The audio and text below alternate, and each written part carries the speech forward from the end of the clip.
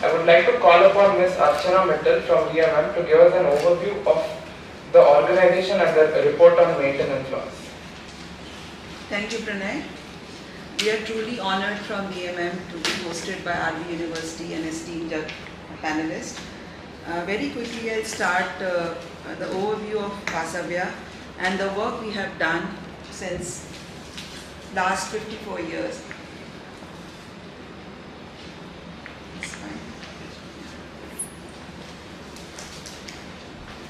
Vasavya Mahila Mandal is an acronym for Vastavikta Samdrishti Vyaktitvam, which is in reality, which gives social outlook and stands for individual development.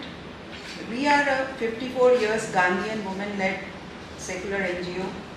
Thematic areas of work are health and nutrition, education, livelihood, gender-based violence, and environment, which is cross-cutting.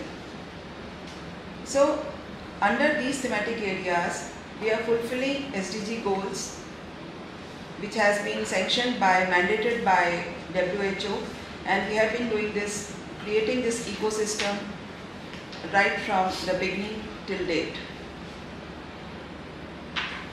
What we have noticed in our work for, whether it's an individual woman, whether it's group or from community, individuals undergo a lot of low self-esteem.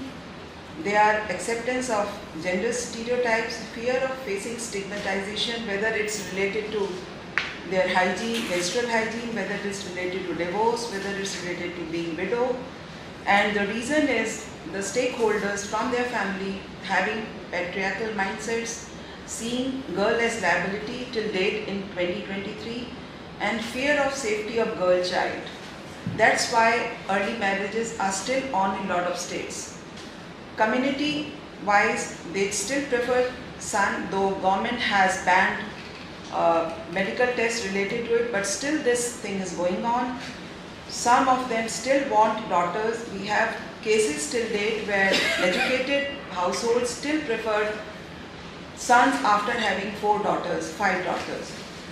And they don't protest for violence against women, which is an underlying, you can say, which is the secret underbelly of the society, where people keep quiet because of stigmatization. We are a holistic country, but still we are seen as self-centered society, which is deprived of values and ethics, because till date, lot of, if we see around the world, every 3rd woman which is being abused comes from India. This is the data which we fetched from NFHS and NCRT.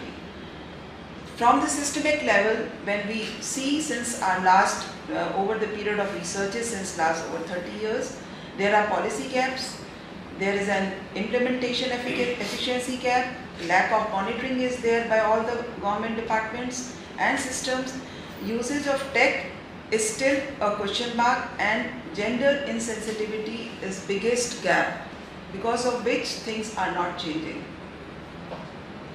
VMM has taken a lot of initiatives. Mahila Mitra, which is a women's social initiative, which has really been applauded by the state government of Andhra. VMM also does a lot of community service counseling, mentoring, empowering women right from the problems to solution. We have also committed and started a campaign, 1 million to commit for stopping violence against women.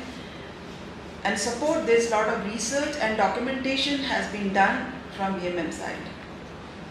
Role of Vasavya Mahila Mandal is single, empowering women through maintenance law in India, because this is one pillar of democracy which is the most powerful, and we saw to fill that gap, during COVID times we could see that domestic violence in households across the society, across the geography of country increased like anything. It was during that time we started this effort to create research and a document which showed the gap in the system and in the society. Our endeavor was to promote women's right and access to maintenance in India. We all know the law. Laws of India, our country, are very powerful. We are just sticking to one. Section 125 of CRPC, which is century old. The said section is a measure of social justice and is specially enacted to protect women and children. The said section is read as under. 125 Order of Maintenance of Wives, Children and Parents. This is what the law states. To support the law and the system, VMM took initiative to create a study report. The premise of the study is, despite the provision in laws, women continue to struggle to receive maintenance. The study highlighted the issues, challenges faced, including legal, financial, societal, family and health. The role of Vasavya Mandali in this was to have pan-India study which was conducted, and the research report was published on maintenance among women in marital discord. This report is available on website. We saw out of 700 district courts and with 84,000 signatures from change.org that there were 3,70,801 maintenance cases filed pan-India through the two financial years 2018 and 2020.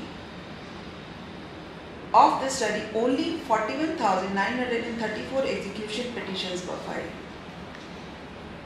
We also created a public petition related to maintenance law. This is still running with 84,000 signatures, and we would like to have support of RB University, its students, to give more weightage to signatures so that we can make it amplify the voice of women who are undergoing this distress. The suggestions which came across from the ground, from the insiders who have undergone this, from the lawmakers, from the police and from retired judges, we took qualitative analysis, you can say questionnaire to lot of influencers in the society. And the suggestions came in this form. Maintenance Act to be framed by aligning different sections in various laws such as 125 CRPC, the Prevention of Women from Domestic Violence Act, family laws of various religions to bring in uniformity and speedy disposal of cases. And the major gap we found was that there was no national registry of domestic abusers and offenders. The data is not there. That is why there are gaps in policy level changes. Suggestions again to combat the solution: streamline of alimony, interim maintenance, final settlement procedures. And the solution was also coming from, tap the EPF sources, tap government funds, where the woman who's undergoing the challenge of getting maintenance for 5 years, 10 years, at least she has some respite and gets life of dignity. Suggestions also were that we should use existing one-stop centers, violence cells, legal cell authorities with our homes to be brought under one roof, because women has to run from one place to another in one umbrella to have better coordination with police and achieve seamless issue resolution. Suggestions also came that we should have well-coordinated monitoring system to track the maintenance cases, which should be created by police department at each police unit to ensure better focus on issue of summons, warrants and follow-ups. Technology can be a big enabler in this. Again, for women who have to literally be on streets or sometimes has to be on the mercy of her relatives, friends, society, the fund should be created by Government of India to support women fighting maintenance cases. So for this, VMM has taken initiative to create a technical tool which will help us create National Registry of Domestic Violence Offenders, which is still in nascent stage, pilot stage. We have used cases in them, where we are storing the real-time data depending on the location, on the women-centric her identification using technology, and where all her evidences get stored at the cloud server, which can be later used in trial courts for evidence creation reports, which helps in strengthening the system and policy level changes, which helps courts of law, because most of the women, they are not able to provide evidences and their evidences get destroyed by the people in their family. And for this report, I am really thankful to Dr. Keerthi taking up this initiative. Vasavya support team, G. Ramanujaya, P. Subhashini, K. Vijaya, and other team members who went during COVID times through RTI to courts to collect the data. Thank you so much.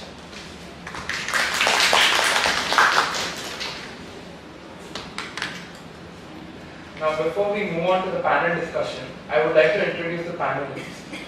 Firstly, we have Dr. Amar Pandey. Dr. Amar Pandey is a 1989 batch Karnataka cadet IPS officer who held various posts such as Director General of Police in Karnataka. He has a PhD in Refugee Studies from NLSIU, Bangalore. He was awarded the President of India Police Medal for Gallantry, the President of India Police Medal for Meritorious Service, President of India Police Medal for Distinguished Service, and United Nations Medal for Service of Peace. Next we have Dr. Y.S.R. Murthy. Dr. Y.S.R. Murthy assumed the charge as first Vice-Chancellor of RE University, Bangalore, and is the founding Dean of School of Law.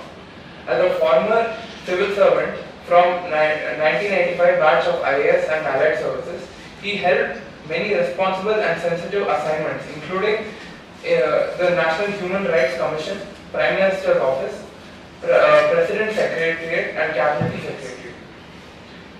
Between 2009 and 2020, Dr. Y.S.R. Murthy steered the O.P. Jindal University during its rapid expansion phase. He even served as the registrar in the top leadership team. He contributed to its rise in international rankings and becoming an institution of eminence. Dr. Y.S.R. Murthy holds a bachelor's and master's degree in statistics from the University of Madras, MA degree in human rights from the School of London, and a PhD degree from Tamil Nadu Dr. Ambedkar Law University, Chennai. We also have on the panel Ms. Ashwini Obulesh.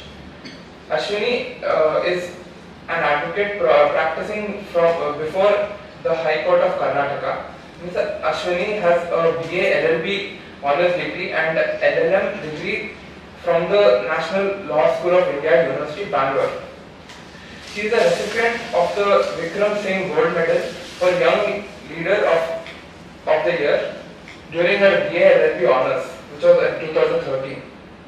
And the Sitaram Jindal Foundation Gold Medal during her LLM at the convocation ceremony of National Law School of India, University. She has worked in diverse legal arenas such as corporate, policy, public policy, litigation, and legal activism over the past decade. Ashwini has also been associated with several women and child rights based organizations and has worked on their projects in various capacities, such as legal advisor, advocate, volunteer, etc.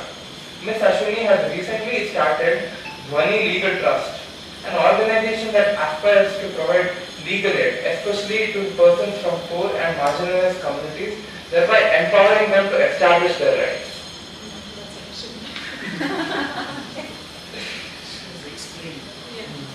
Lastly, we have Mr. Pritam Ghosh.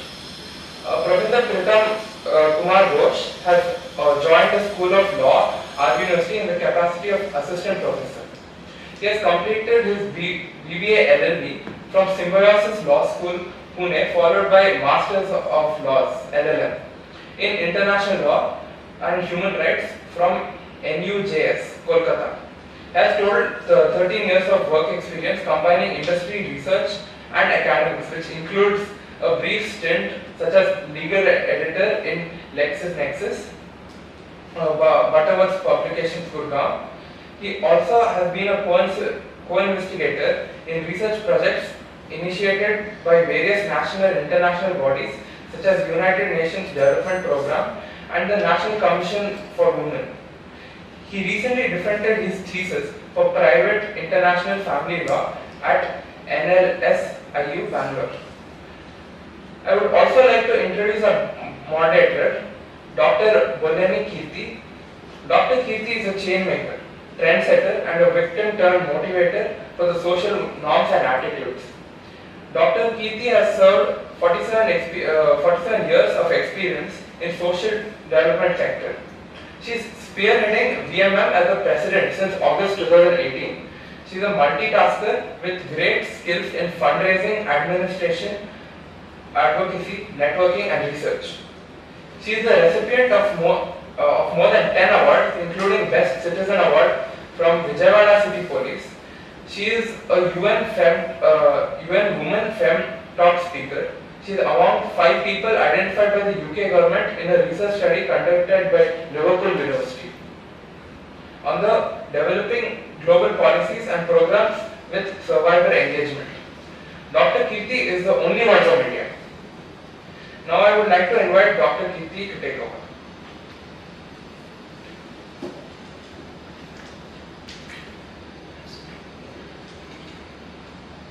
Thank you so much. It's my pleasure to welcome all the panelists, and not waiting further, let me go through after Archana's that what is the current stage of this reformation of the maintenance laws. We have done a research, as you have already seen the recommendations. So based on that, we have shared it to many members of parliament and also met them and explained the need to speak about it in the parliament, to amend the maintenance laws, which are of centuries old. So that's why it went into the notice of the Prime Minister also, and a committee is formed in the Ministry of Home Affairs, and they called us to submit the policy, procedures and evidence how the maintenance law to be. And Vasavya Mahila Mandal has already submitted, keeping in view the survivors or the victims, the long journey of the struggle in the judicial proceedings, and also the other stakeholders in the current maintenance laws, like police, advocates, and how the family is also suffering and how the children are dropping from the school, unable to pay the rentals and all those things.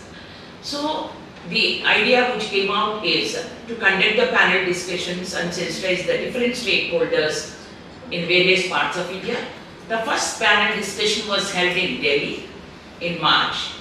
Almost every month we are conducting one panel discussion in one of the cities in India. And the second panel discussion was held in Bhubaneswar. And this is the third panel discussion which we are now going to hear from all of you. And I'll tell you that what are the policy, procedure and evidences VMM has suggested to Ministry of Home Affairs to amend it. As you have seen, the current procedures are investigative mode, going into the courts. Number of years the woman has to shuttle in between the home, workplace and the court. So what we suggested is a committee to be formed with a quasi-judicial powers, where the district magistrates can head it, or whomever the magistrate they appoint, and the district collector will be part of it, and a woman who is having an experience in dealing these issues. So it's going to be an inquiry only, not the investigation. So that's why what we suggested, the timelines also, it is 60 days to be taken up to get the interim report, and maximum 180 days to come with the final report and make the woman to have comfortable and to lead her life with the dignity and respect. So this is what now we are going with it, and with all the experience and the richness of the hall, we will go with the panel discussion, and each panelist will speak about 7 to 10 minutes, and then floor is open to the questions, so that the panelists also will give their opinions and also how to go ahead that we can think of it. Thank you so much. We are calling first.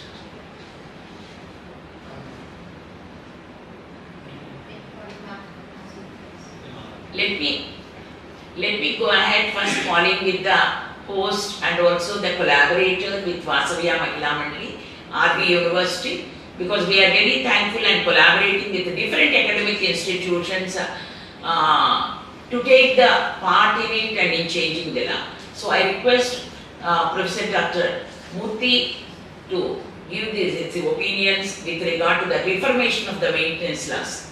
Thank you so much. Good morning. Before I take up this question, and I want to make a few preliminary remarks.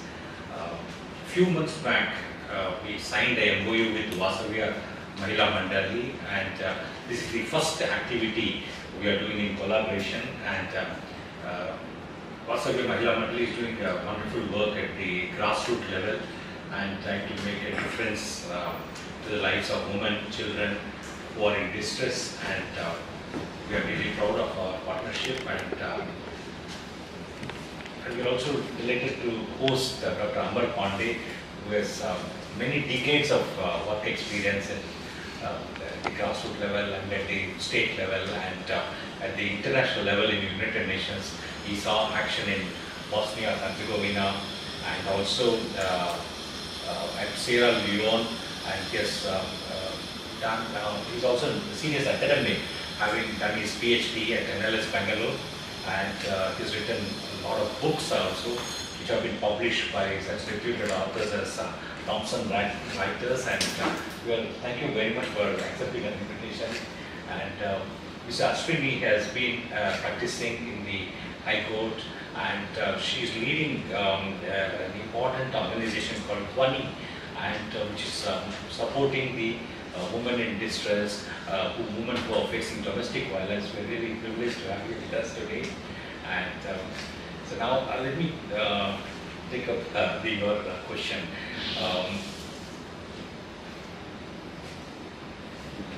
Though our Constitution, the International Human Rights Conventions promise the full range of human rights to everyone, regardless of any distinctions, yet in practice we see a big gap.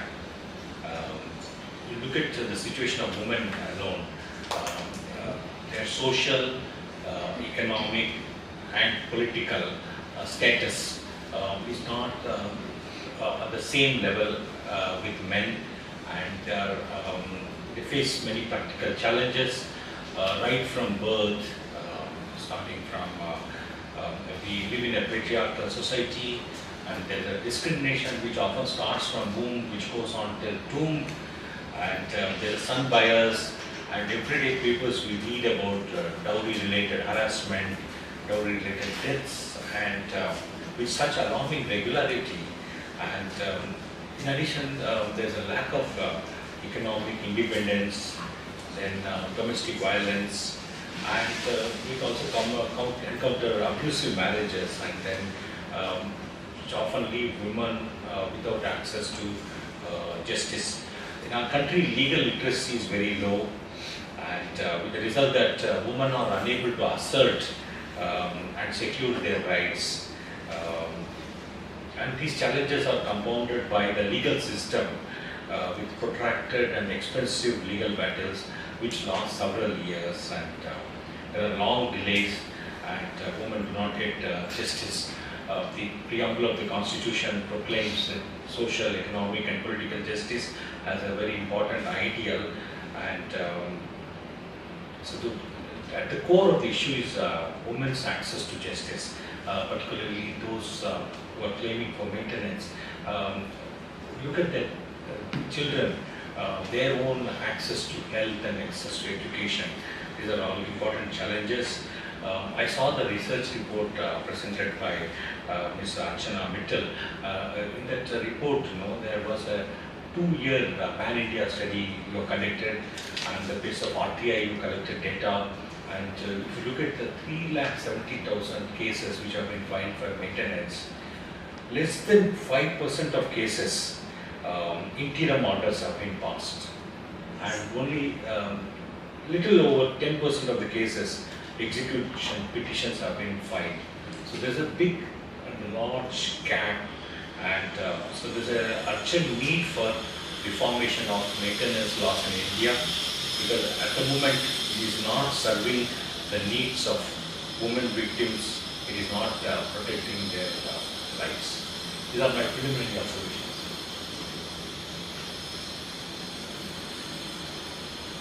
Thank you so much. Can I ask you one or two questions? Yeah. Keeping in view your experience, can you tell that there are a lot of gaps in the current laws? So what will be the ideal situation to go ahead in the reformation of the maintenance laws to uphold the human rights?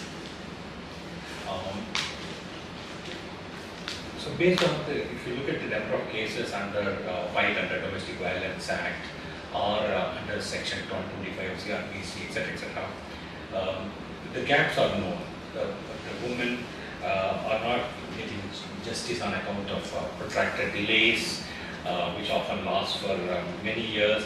And then there are counter cases filed by men.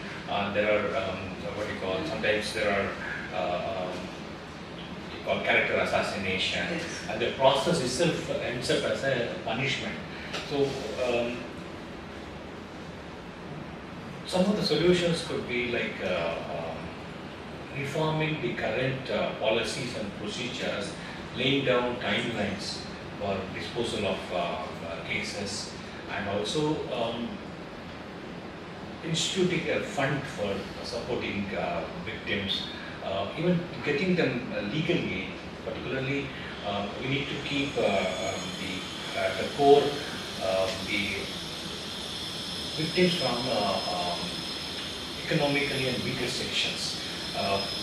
There are people who can engage expensive lawyers and fight for themselves, but on the other hand, there are people who are unable to take full records of. So the courts, the judicial mechanism should fast track such cases of people from economically weaker sections. In addition to the court processes, we need to also look at the alternative dispute resolution mechanisms. For example, is there any other way we can tap the ADR mechanisms, like particularly the mediation centers, and then instead of going in for protracted legal battle, which is in the interest of neither side, there's a lot of potential there, and this talking about the accountability part, in case if there should be a proper oversight by the higher judiciary about the functioning of the let's say the family courts or the lower courts, where often these maintenance petitions are filed.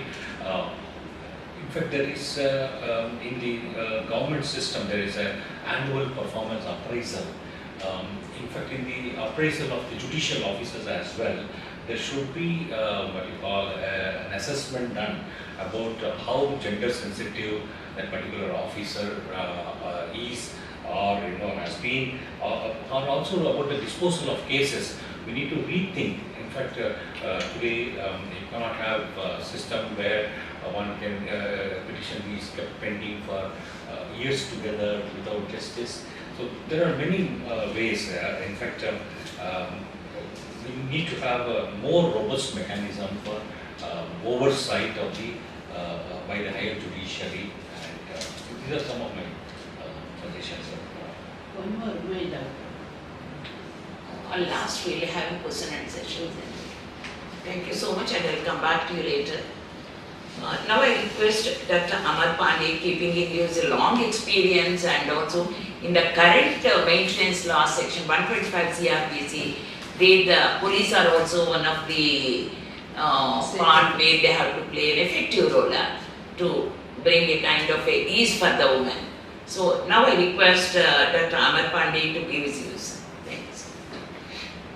Thank you very much, and at the outset I would like to express my deep sense of gratitude to Dr. Murthy and all the concerned who thought of me to be a part of this. So I would like to begin with a kind of admission that in my professional career, though I dealt with the crime against women and children very substantially, nevertheless, to be a part of a gathering like this to share my views is the first opportunity for me. So coming back to maintenance laws, which essentially begins with CRPC section 125, the very fact that in India CRPC contains a section 125 provision where maintenance is considered to be given to women, children and parents by the male. So it's essentially, this section is, it has divided the family, and the role of the adversary is played by the husband, and it is presumed that mostly the victims, because of maybe, as we all know, and Ms. Murthy also mentioned in a research report, that lack of education, awareness, source of income and economic viability. So for women, children and these parents, these conditions are very common. So the husband, who is supposed to be the earning member, has to fend and take care of all the other three segments of the family. And unfortunately, the failing family, this is a very real problem. Now we find that section 125, along with other maintenance laws like Domestic Violence Act, Hindu Marriage Act, then we have Indian Divorce Act for Christians and Parsis, and the Muslim Divorce Act, which came in 1986 after Shah Jahan case was kind of overturned by the parliament. So in view of all these maintenance laws, what we find very significant is that there are umpteen number of judgments which have qualified all the cases in favor of, mostly in favor of the women who has been victimized, or parents who are victimized, and they have upheld the situation as they have classified the situations in terms of fundamental rights, in terms of equality, in terms of need for egalitarianism within family, in terms of human rights. So though I would like to emphasize this part a little more. What exactly we mean when we say that the maintenance laws are part of human rights? I think a large number of people have not understood the implications of human rights. If the legal position is raised to the level of human rights, then what implications it would have for society, for the implementing agencies, for the stakeholders. So this whole thing needs to be really understood in clear perspective, with proper implications and its scope and significance, which we have been missing. And a large number of us are missing that part. So I would like to explain a bit of this, that how human rights enhances the position of maintenance laws and how it can be scaled to a level where most of the failures and most of the impediments that you came across and you mentioned in your research and in your speech can be overcome very effectively. So,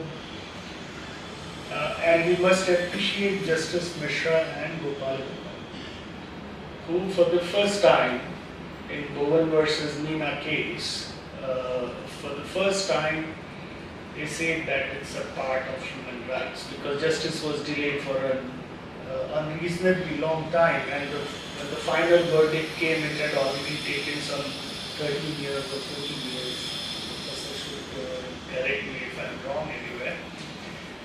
So for the first time, it has been declared as a human right And human rights, I will not explain, Prof. Murthy also has required degree for, it is something which is inborn, inherent, needs to be protected, inalienable, and there's a whole list of special adjectives attached to this word human rights. So this all gets included in support of the victim. Now here,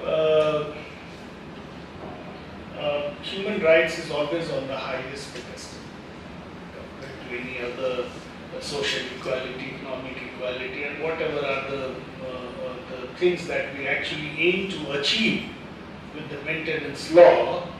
So human rights come right on top of the whole thing, and it needs to be understood in that perspective. Now, a human person has to be protected. The moment we talk of maintenance laws being raised to the status of a human right, then the human entity has to be protected in its entirety. When I say in its entirety, it means that not just the physical and financial integrity, but in terms of dignity, emotions, life, environment, livelihood, mental conditions. So you can go on adding everything that makes a person as a human person who can have his wishes fulfilled in the sense any other human person's aspirations, expectations, and desires to be fulfilled. By whom? By the state. So if the person's right is against the state, so the moment a right is exalted to the status of a human right, it is no more against the husband alone. Husband he gets relegated to a very minor position. Now this right is scaled up to be the right against the state. Women has the state not just as a protector by enacting a law and then leaving it at that and leaving it to the stakeholders to implement that law. It's not just that. The moment you say human rights, then it gets exalted that the state itself is a guarantor of the protection of a person's human entity, human self, and in its entire gamut of events have to be incorporated into that. So whichever about 20-30 points Ms. Mittal you mentioned, all that is naturally comes to be covered the moment it is declared as a human right. So we have to appreciate this part of maintenance very effectively. Now we come that once you declare human rights and then we say that the state has to be the protector and the guarantor of the law and to protect the victims. Yes, Ashwini, you should tell me if I go wrong. Okay? You're a professor and a practitioner both. So the concept of state responsibility comes in. Ms. Kajal sent me a question yesterday. She said, sir, we are going to ask you a question on state responsibility. I haven't met her as yet, Ms. Kajal. So you're there. Yeah. So thank you for using this word state responsibility, and it set me thinking that then you are really taking me into a much deeper level of maintenance law rather than just a maintenance and a husband-wife issue. So the moment we say that the state responsibility, I don't know how many of you are actually aware of the word state responsibility. Yes. It's not just the responsibility of the state, it is not just that. State responsibility is a very, very deep word. And to be honest with you, academically, this word has never been used in municipal laws. Municipal law is like the laws of India, or laws of the country. So we call it municipal law, doesn't mean it's a municipality law. Municipal laws are like law of the domestic law, law of the country, as opposed to the international law. So state responsibility has never been used in municipal law. Hasn't been used. Is there any example? Anybody can share an example? I will be delighted. But to my best of my knowledge, this responsibility is yet to be used. So it's a part of international law. And being part of international law, where all the states undertake to carry out certain duties and responsibilities towards humanity. And certain characteristics are there, like laws against aggression, genocide, discrimination, racial discrimination, and slavery. And these kind of very standardized international violations of human persons which have been practiced and experienced in the past have come to be recognized that prevention and prohibition of all such human rights violations will fall under the state responsibility, where state suo motu is responsible to ensure prohibition and protection against such violations of human rights, which are also, somewhere close to what we call the humanitarian rights. Okay. Now, thank you, Ms. Kajal, for giving me this idea where it set me thinking that how we can incorporate the state responsibility, expand its meaning and scope, and bring it in domestic laws. How can we do that where state per se has to be made to feel that state is accountable? Suo motu. Nobody has to knock at the door of a judicial officer or a police officer. The very moment maintenance law cases are brought before the state, then state takes over from there and ensures till that final justice is delivered. That is the meaning and responsibility of the state when one of its, or like the highest court, has exalted the status of maintenance laws to the status of human rights. This is where the bigger meaning is involved. And I can think of that how it can be. Normally it is the first special rapporteur was Roberto Ego, who was given the responsibility to define state responsibility. So maybe VMM can be the first special rapporteur of the Supreme Court of India and be made to define the state responsibility as far as maintenance laws are concerned within. You will be setting a trend, not just for the country but for the whole world, where there are many countries where maintenance are not really an important and relevant issue, but there are many countries where it's a very, very important issue, especially subcontinent definitely, because our culture is very similar. So we can be the lead country in incorporating state responsibility and its scope and application in domestic laws. One tool, one mechanism, which I must share with you, and I don't miss an opportunity to share that, because I find it perhaps the most relevant mechanism whenever we talk of state responsibility. I don't know how many of you have heard the term erga omnes. Erga omnes. Erga omnes means O to all. O means like you are responsible for everybody. You are responsible for everybody. You owe it to all. How do you spell? O-W-E-O. Erga is E-R-G-A. Yes. It's a Latin word.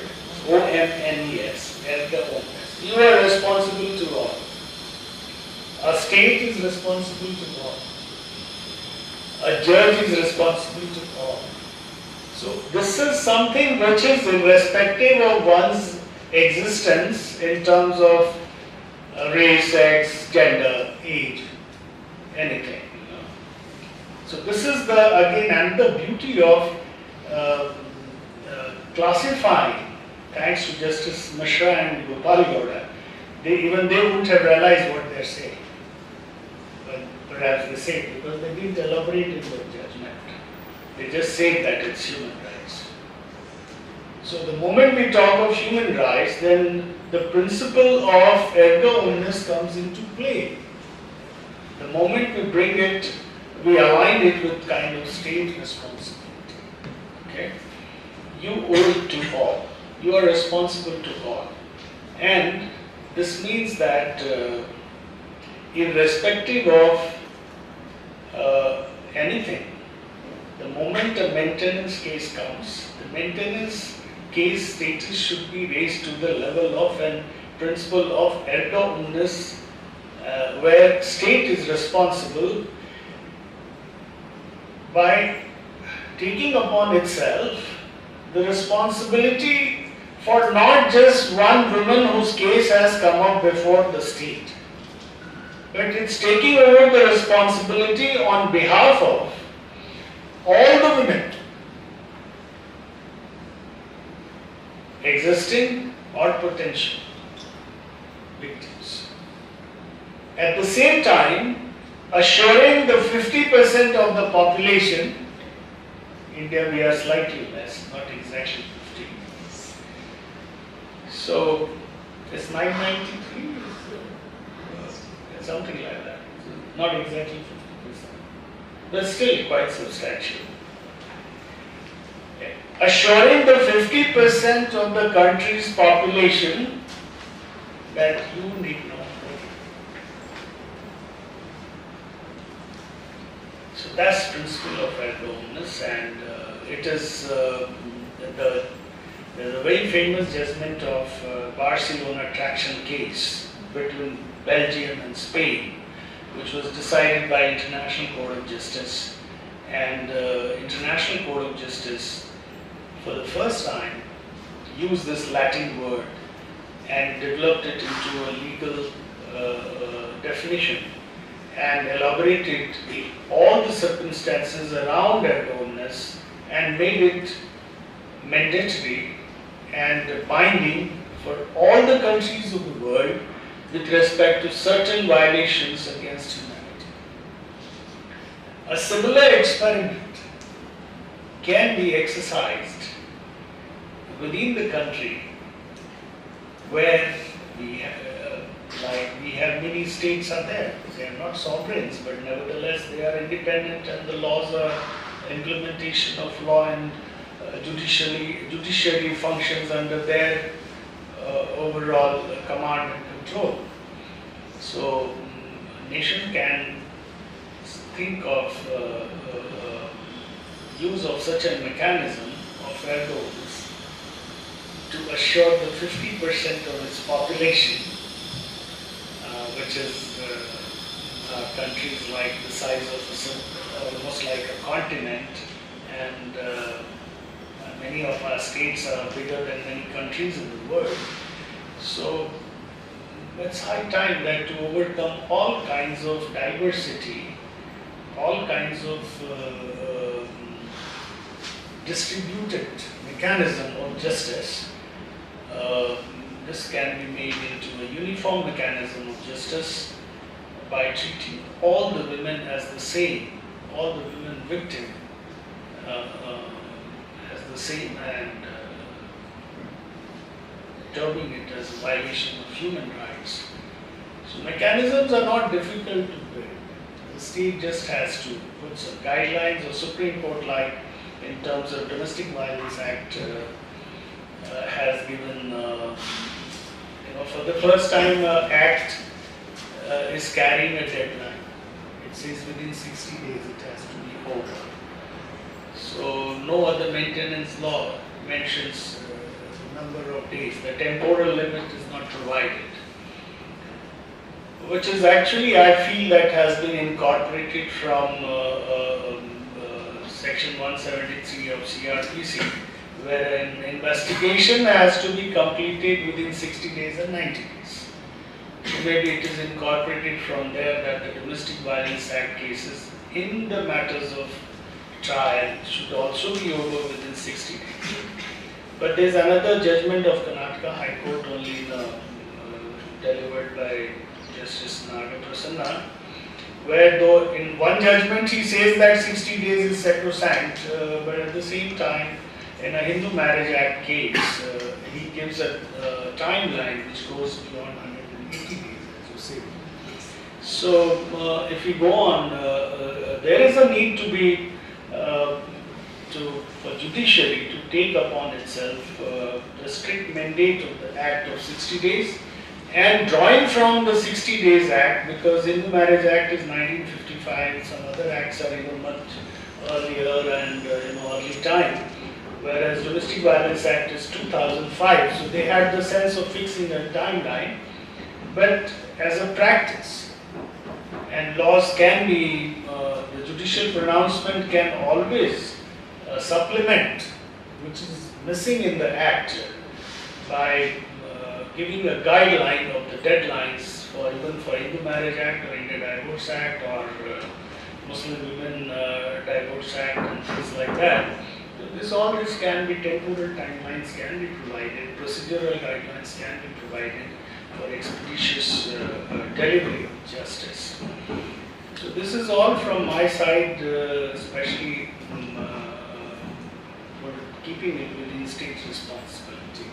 Thank you very much. Thank you so much, sir. Because why we kept the question is, when I visited a police station about 5-6 years ago, I asked them, are there any warrants which has to be served in relation to the maintenance? Then the police officer took from his drawers, table drawers, and showed me 2 bunches that has to. Then I asked that, why did you serve? No, we are very busy and we don't have the manpower. Then it made me to think that when the court gives the orders, if a common man or an officer, if they don't oblige it and if they don't go ahead, then there is a lot of punishment and different technical terminology they are using it. But when an officer, like as a state, when they are not delivering their duty which is mandatory in the law, then what to do?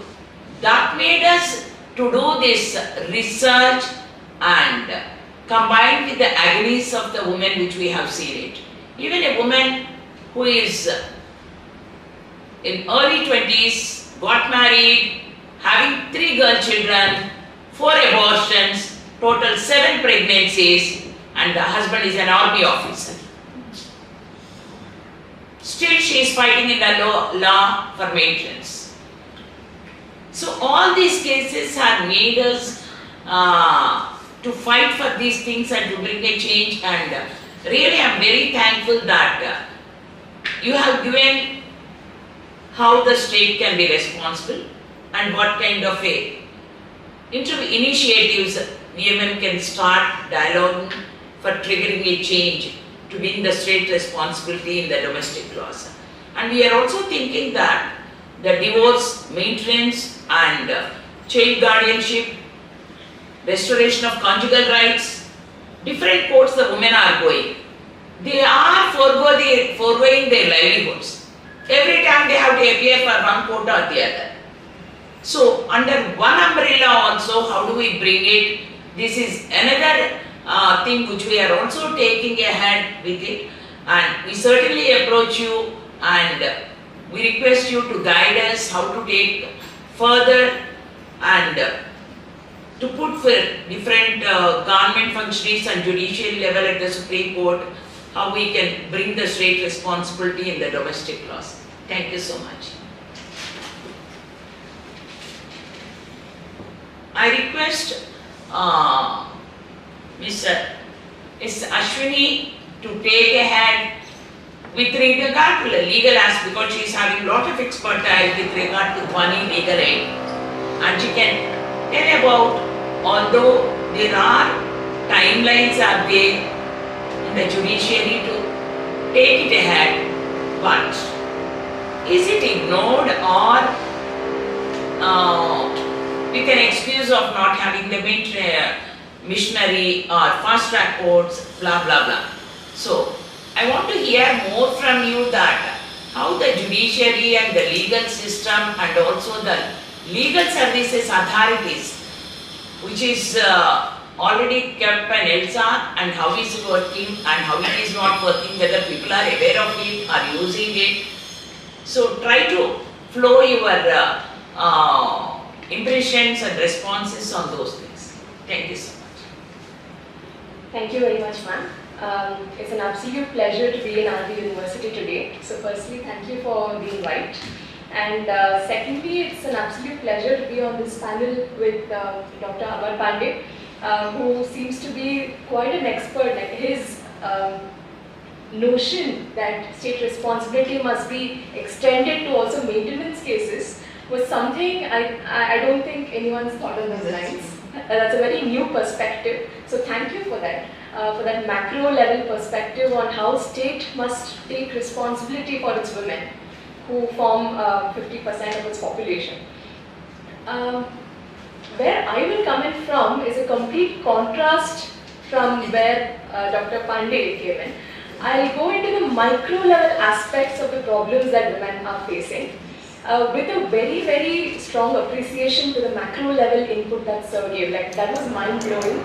I absolutely love that perspective.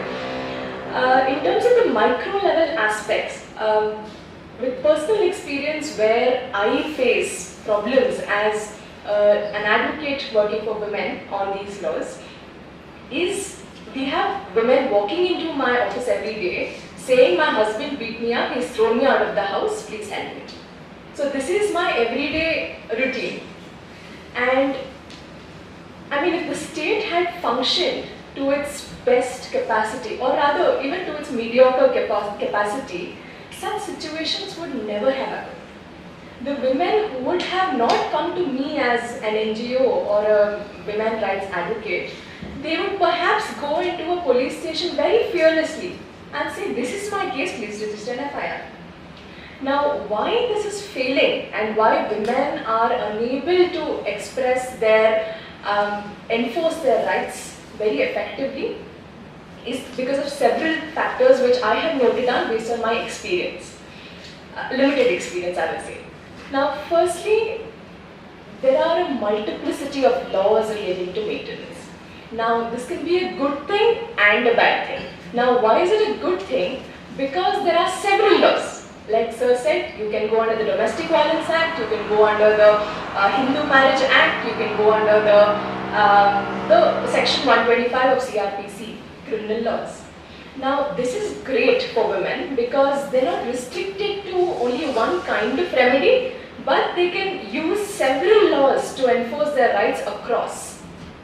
So that is a good part of it. Now, the bad part of it is they do not know which law to use when, right?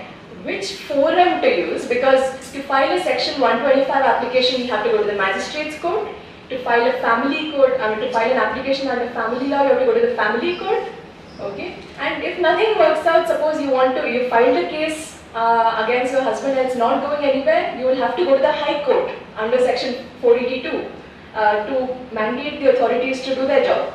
So, I as a lawyer sometimes grapple with, the amount of forums I have to approach to help people enforce their rights. So, I'm not infantilizing a client, but then imagine the plight of a woman, especially a woman from a non-urban background, non-English speaking, lower caste, quote unquote, non-upper class background. Imagine the trauma she is going through to approach all these forums to enforce their rights, in addition to the trauma of domestic violence, of sexual harassment, of sexual assault by her own husband, and marital rape is not rape in India. So imagine the universe of trauma that a woman is going through.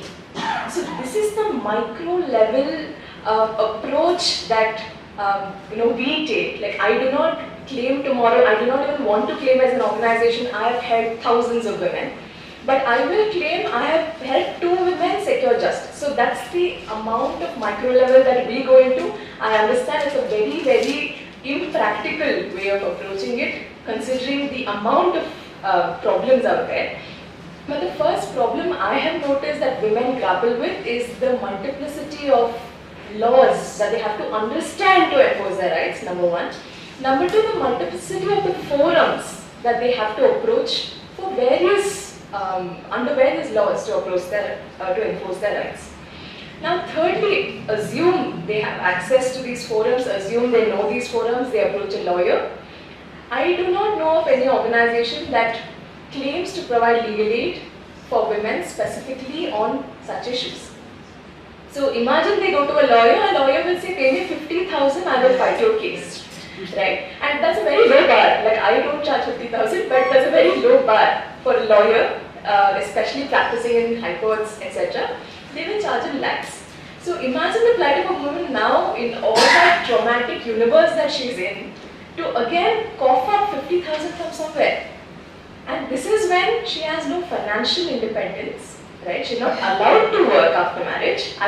In my opinion, that's the biggest problem that women must be addressing at their personal level before they approach anything. Because if you do not have your own job, then things are worse for you, right? How will she address it?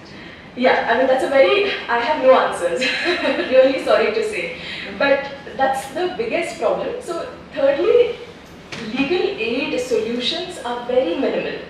And Yes. Madam was asking me about legal aid, the state legal aid authorities. Now they have a panel of 100 lawyers who are paid a pittance per case. Okay, they are paid like 5,000 per case. And imagine this requires running around to a multiplicity of forums. So why would I, unless I'm personally motivated as a lawyer and I really believe in women's rights, why will I go fight a case for 5,000 rupees that the state is throwing at my face? So these are also, sorry, I will change my language, respectfully offering to me as an advocate. So yeah, so these are practical issues. these are practical problems at a very, very micro level which I see on a daily basis. Now, more importantly, okay, assume they have access to a very good lawyer, they approach the court, they file their petition for divorce under in the family court. Now, firstly, they will claim my husband has a salary of 50,000, so he has to give me 30,000. Okay, husband comes and says, I have no job. How will I pay her? That is a very, very general, a very common answer. Now, court will believe him and he will say, look at my account statement of my bank account. He will have 3 bank accounts, but he will show only 1 bank account statement and say, I have no salary. Okay. So how on earth is this woman going to prove that he actually has, lakhs in his account and I can enforce that?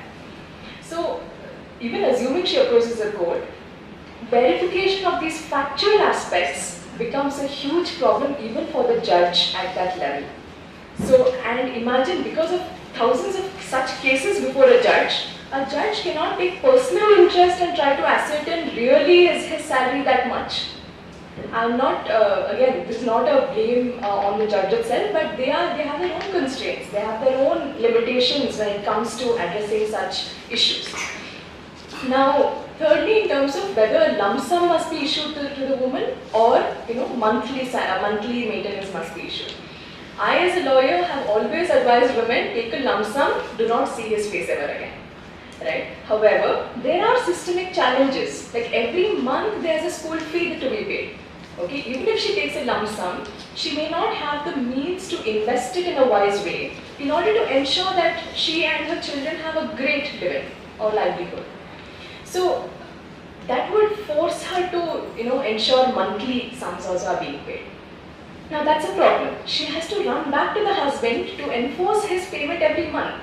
It stops after 3rd month. It stops after the very first month. And imagine he's caused you immense trauma, immense, hardship. and you go see his face and plead him every month to give you this amount of money.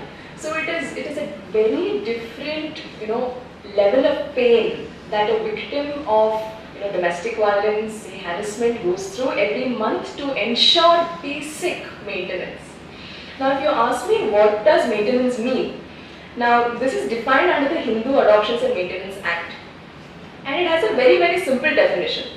Maintenance includes provision for food, clothing, residence, education, medical attendance, treatment, and in case of an unmarried daughter, reasonable expenses incident to her marriage. Okay. But where is the maintenance law covering the dignity of the woman that has been completely, stripped off? Where is it addressing the need for her livelihood that goes beyond mere living on these costs, right? Now, where is the state accounting for that? Which is when Dr. Pandey's point about state assuming responsibility, state taking up this ownership of such cases and saying, I will fight on behalf of these women, becomes extremely crucial, especially in this point of view. Now, okay, I will go to the next step. Fine, she's secured maintenance also. Now the judge, how much maintenance must be paid, there's no rule anywhere. There is no law that says this is the amount of maintenance. I think your report also says that in several places. And which means it's completely left to the discretion of the judge as to how much maintenance one woman can get. Now the fact that there is no rule on how much maintenance is great, because you can never tailor-make a law and say all women will be covered in these scenarios, and hence we have a law for her. So not having a law, not having a rule may be good in that sense that there is some discretion on the part of the judge, which he will use very positively, we hope, to help the situation of a woman. However, the lack of accountability on the part of the husband, the lack of accountability on the part of the judge itself sometimes, because the gender lens is missing in all these processes. Starting from the very first FIR that needs to be registered, the police do not have a gender lens. Next, you go to a lawyer, lawyers do not see to the gender lens. And I'm saying gender lens in a very positive way. I don't mean bias. I mean a very good kind of bias towards a victim of domestic violence, okay, and that's completely absent. And I will also go to the extent of saying there are some brilliant judges, one mentioned by Sir, who is Justice Naga Prasanna, and he has a gender lens. I would say in several cases he's given very, very good decisions, but that is a rarity, right, at the cost of contempt of court. I will say that gender lens is completely absent in the bar, in the judiciary, in the police, everywhere. Right? So, and I will go on. I think I'm ranting right now. So I'll go on to the next. I can rant. Okay. I can go to the next problem. Now the role of the lawyers itself. Now I see that I cannot comment on other bars, but the Karnataka bar has a set of lawyers who do only family cases. And what do they mean by saying I will do only family cases? They mean I will do settlement for you. Which means I will take a cut from you in whatever settlement you obtain. Now that is a huge breach of legal ethics, professional ethics for lawyers. Right? However, it is a system that is happening. I won't say all lawyers are like that, of course not. There are bad apples everywhere. I am commenting on the bad apples. Right? So there are lawyers who are supposed to act as officers of the court. Right? They're supposed to ensure justice is met.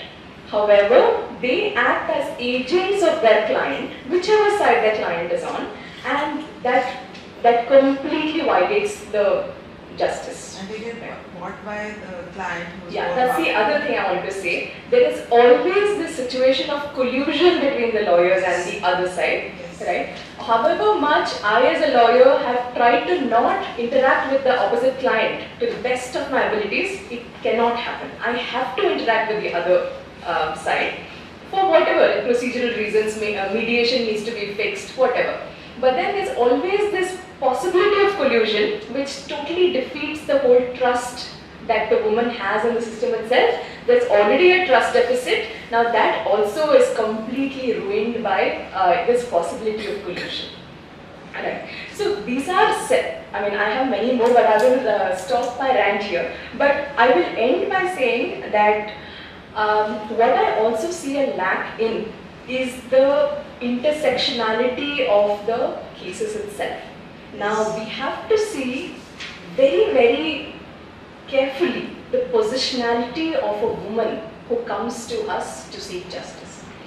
Is she upper class, lower caste, dominant caste, rural, urban, English speaking, etc. The legal system definitely doesn't take into account these things because it's going to go on the law. It will apply section 125 or it will apply section 13(1) of the Hindu Marriage Act and issue divorce.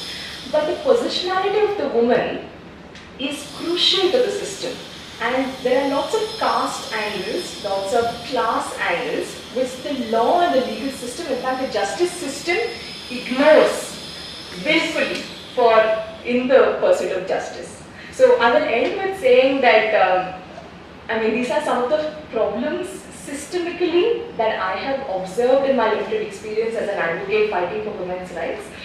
I definitely see hope. Like if you ask me what makes you wake up and fight after you've listed out all these 100 headaches, I will definitely fight because there's a lot of hope I see in the system. And there are several who I know are personally fighting for women's rights and very, very passionately so. Right? So in that sense, I am not at all, disillusioned or, going with a lot of negative attitude. We will definitely continue to fight. But there are definitely these problems which we should never ignore for the purpose of our study. So thank you very much. Rant over. For putting forth some of the ground level issues which we are seeing it. And when we are doing this research also, we did involve the Symbiosis Law University and also did a study on the different laws available in the other countries also. So we have also, when we did the interviews with the US based people like that, they have also told that pro bono system of the lawyers is there. If that can be introduced in India, how can it be also, they told. And also, with regard to the current maintenance laws, we are not looking at the standard of living of the woman when we are raising the maintenance amount when we are doing it. So how do you see these two things to come up into the reformation and the maintenance laws? I'm sorry, what's the second thing? I got the first thing, pro bono. Pro bono, standard of living of the woman prior to this divorce or the how much she is maintaining and like that. And like that, how do we apply it in the maintenance laws? Okay, so the first point, ma'am, on the pro bono lawyers. I know of some organizations who are doing pro bono lawyering. So I'm sure every time I meet a woman who's in distress, I say, come, I'll help you. Or if I can't help you, come, I'll connect you to someone. So I think there's already a system, and currently I saw, in fact yesterday I saw on social media somebody who's creating an Excel sheet with all organizations fighting pro bono for women. So there are these social justice initiatives on the part of lawyers and NGOs, definitely. Secondly, in terms of the state responsibility when it comes to pro bono lawyering, the state pro bono lawyering systems exist. There is the KSLSA, which is the Karnataka State Legal Services Authority. There's also the DLSA, which is the District Legal Services Authority, and Taluk level authorities.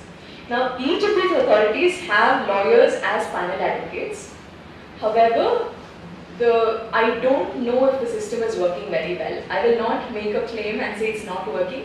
I don't think it is working extremely well, because if it was, then the women, right now women don't even know that we can approach these authorities. Yes. So if these authorities are working and they're advertising themselves in a good way, so as to reach the women, the last woman I am talking about, then maybe there could be something done. Now I think that where we can solve that problem is, I have thought about putting up a system in place, very ambitious, but I'm thinking about putting up a system in place which is a web, which has lawyers NGOs, legal aid authorities, police, retired judges, who can form a system, connect us to their own communities of lawyers, judges, NGOs, etc.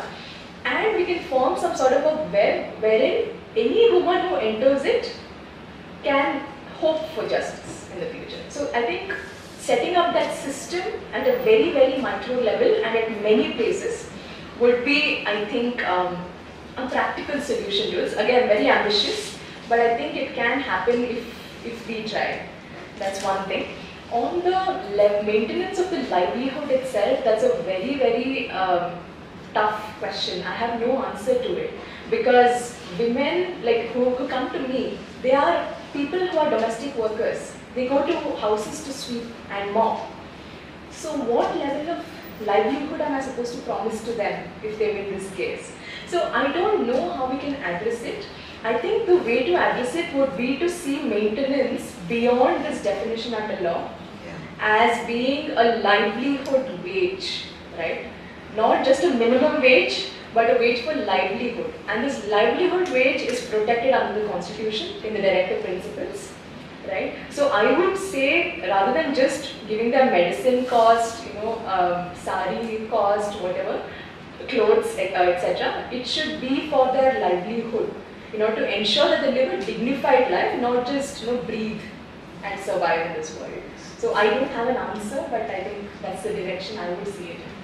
See, there are different court judgments also where maintenance has been said by Supreme Court that it should be according to the status she was living in. But I have yet to find any judgment which is in totality given a woman her due. There are no judgments. Women are still fighting or they live in between. Thank you so much, Ashwini. And yeah. So basically, maintenance is to regain the status what it was when they were together. Yes. So it's a simple, basic thing. Now we have examples of courts considering it and then trying to, in their own best judgment, depending upon the facts available with them. For Muslim women, if I'm not wrong, it's something like 25% of whatever income has been assessed the husband. So 25% of that has been considered to be good enough to maintain the previous status.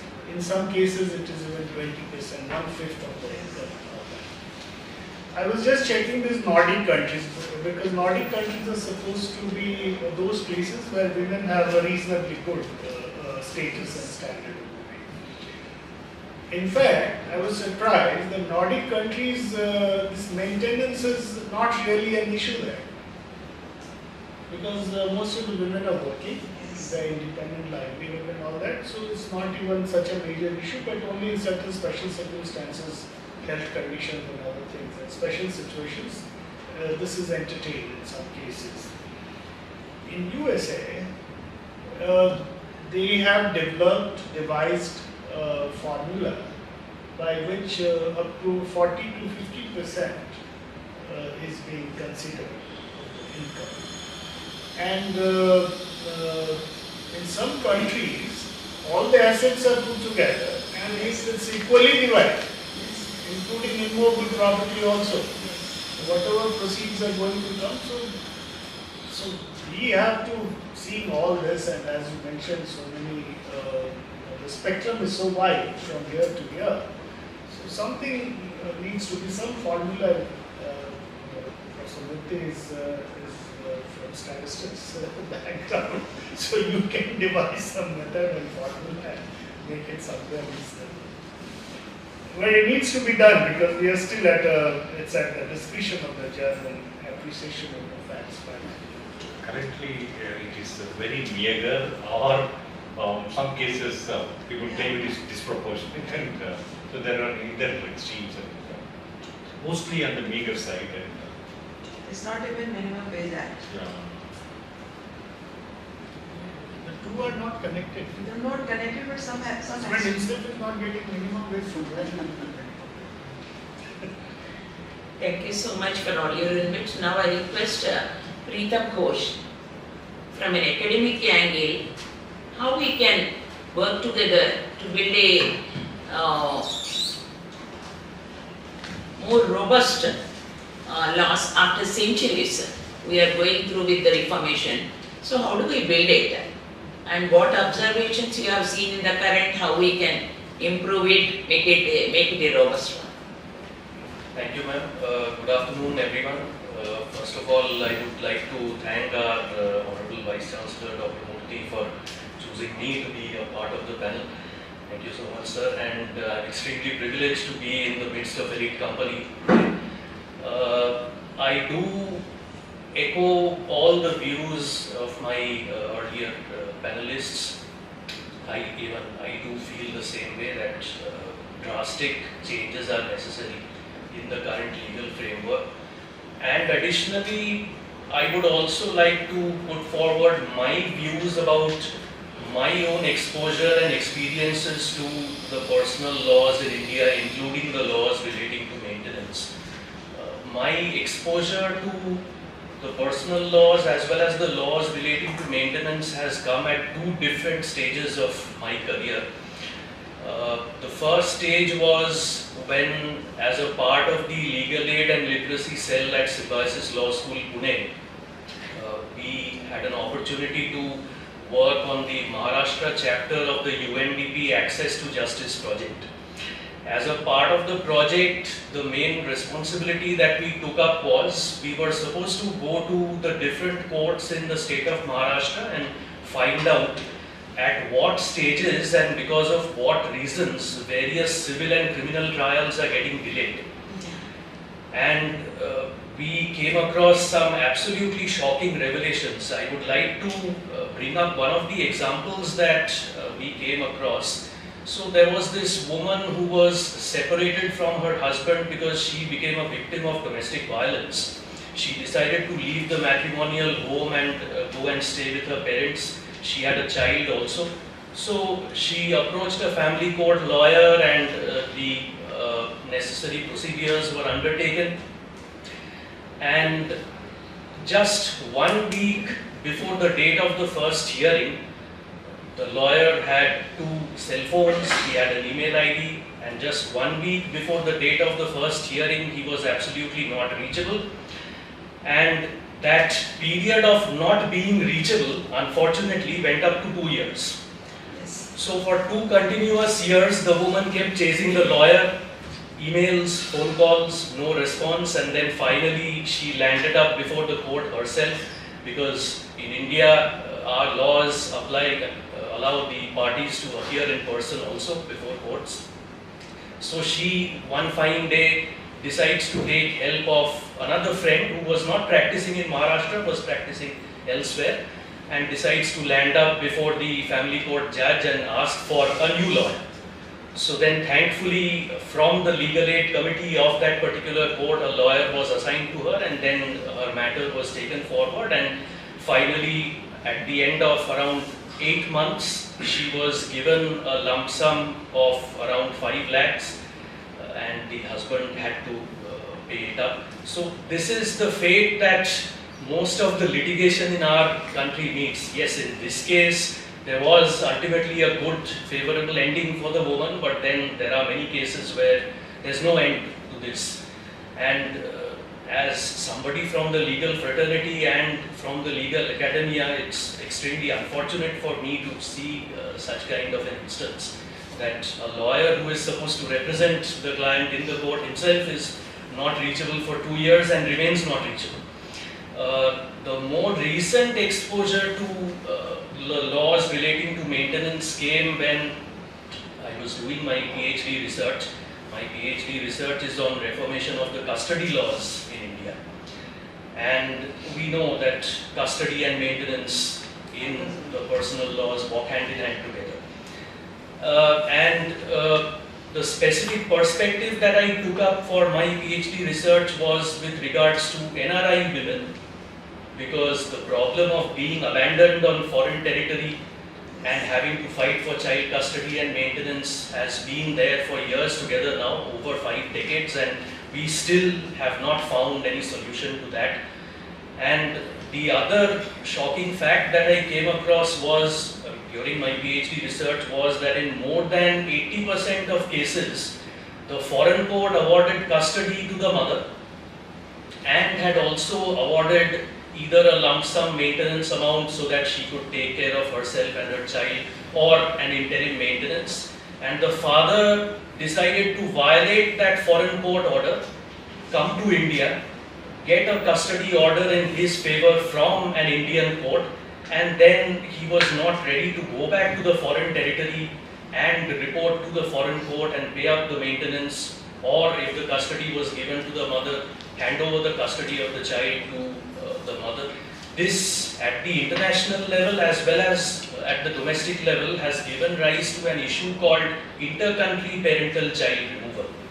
This is the term that we generally use, where custody and maybe, let's say, a maintenance amount, etc., was already awarded by a foreign court to the mother, and in violation of that, the other spouse, who invariably in most cases has been the father, decided to take away the child, come to his own country of nationality, and also denied to hand over the custody, denied to pay maintenance, in fact got orders in his favor done from an Indian court. So invariably there was a conflict of decisions between a foreign court and an Indian court.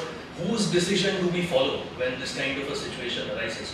That's the biggest question that arises in this situation.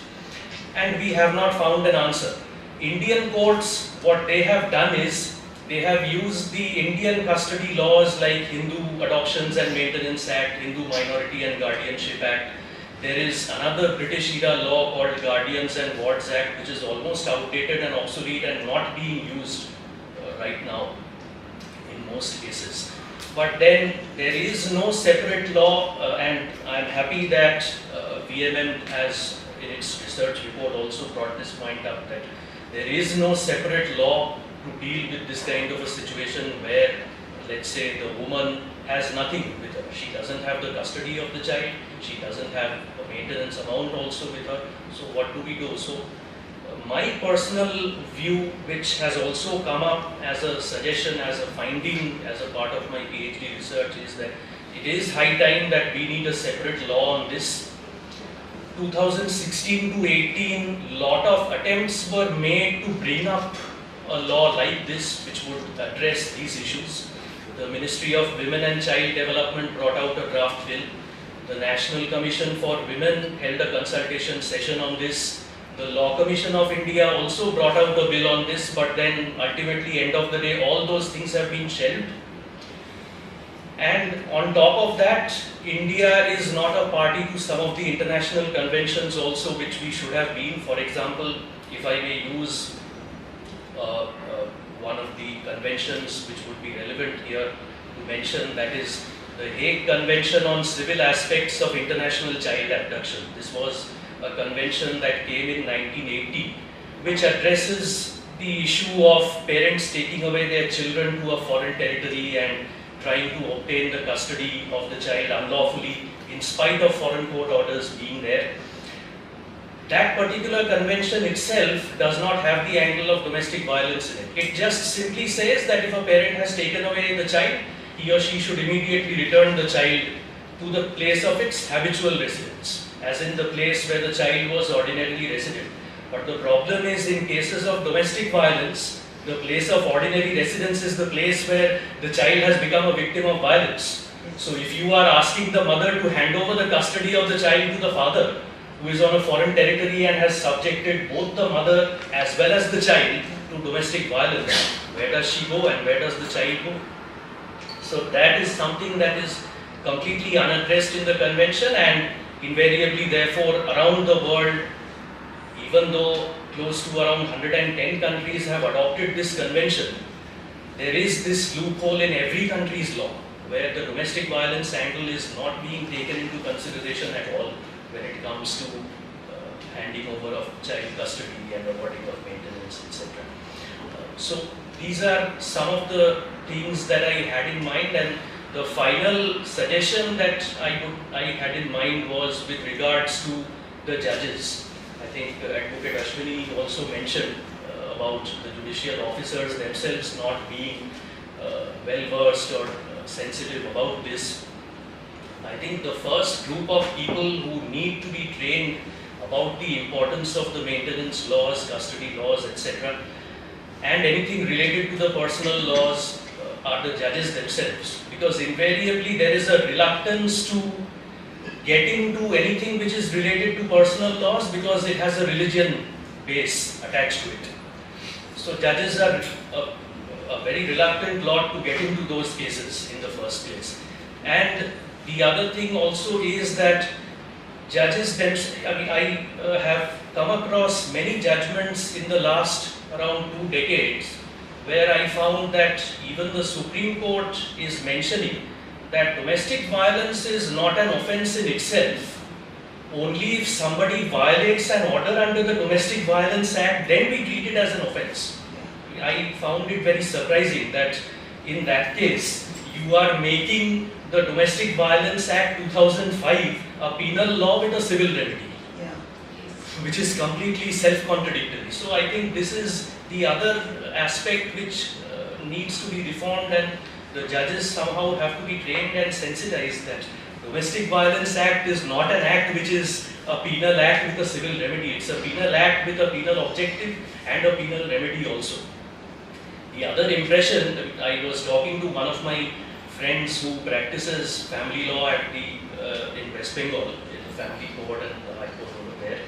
So he was saying that lawyers and judges also have this impression that amongst all the other important matters, anything related to personal laws can take a backseat. When it comes to maintenance, child custody, okay, it can be decided tomorrow. I mean, something which relates to the government, something where the state or the central government is involved is much more important for us. Yeah, that's definitely not the case with everyone, but there's a general impression like that. So somewhere I think the judges have to be sensitized and told that when there's, let's say, a woman's maintenance or the issue of her getting her child's custody in question involved, you have to prioritize it and treat it as a first priority and deal with it as early as possible instead of going on adjourning those cases and going on postponing the final verdict. So these are some of the very humble suggestions that I wanted. Thank you. Thank you so much. And I just want to know, because we are all in the age of technology, do you think that many women are losing their livelihoods when they are coming to the different courts and attending for these things? Can the video conferencing can be introduced? Because the COVID is one of the things which gives a momentum to use the technology and online mechanisms. Do you think that the video conferencing can be introduced in these maintenance and domestic violence cases? Absolutely. In fact, if we look at the trend around the world, online dispute resolution is something which is already in vogue. Many countries are using, in fact, the family courts across countries around the world are using this as a practice to settle all matters relating to personal laws, including maintenance, custody, everything. But in India, it's still an alien concept because training the judges about technology itself becomes a very tedious task, but then definitely there is a case for online dispute resolution to be implemented in India as well. Coming to this online thing, COVID has really taken us ahead almost by 50 years. What we would have in terms of technology, it would have perhaps been resistant all along. But this, and the judiciary took the initiative. Because not just dispute resolution, but production of in-custody criminals, accused persons, everything was done through online, and so thanks to COVID, our judiciary is very tech-savvy now, and it's no more an issue. And in fact, Justice R. Prasanna's one judgment in the case, he has accepted. Not only accepted, he is the one who issued the guideline. The notices can be sent even on WhatsApp and email. This is nothing but kind of advancement taking place in terms of converting the judicial processes online, which is a very, very one thing I Ghosh, see what happens that any enactment has to face umpteen number of structural challenges. When we are not a part of government, then we see it in a different space, and we really end up painting the whole thing with the same brush. It's not so. There's tremendous efforts have been made to make the judiciary aware, police officers aware, special workshops, classes, the experts are being called, interactions happen. So these initiatives are there. It's just that the volume is so big. Volume is so big that sometimes we get an impression that it's not happening. But having been in the government for a very long time and also been a part of a training academy where I was training myself, I was training also as director of the academy. We have had many workshops in collaboration with Women and Child Ministry and agencies. So we should, in academics, when I was a student, I found that our own professors also have this knack of painting government in a very expert's light. So now, having been on both sides, I think we need to side time as experts, as persons of responsibility. We must have a discussion by giving opinion about whatever issues are there. Thanks. Talking about technology, it can be used for a better case management system. In fact, you can track cases, and the cases which are pending for more than the stipulated time, there was mention of 60 days, 180 days, etc. The alarm bell should go, ring.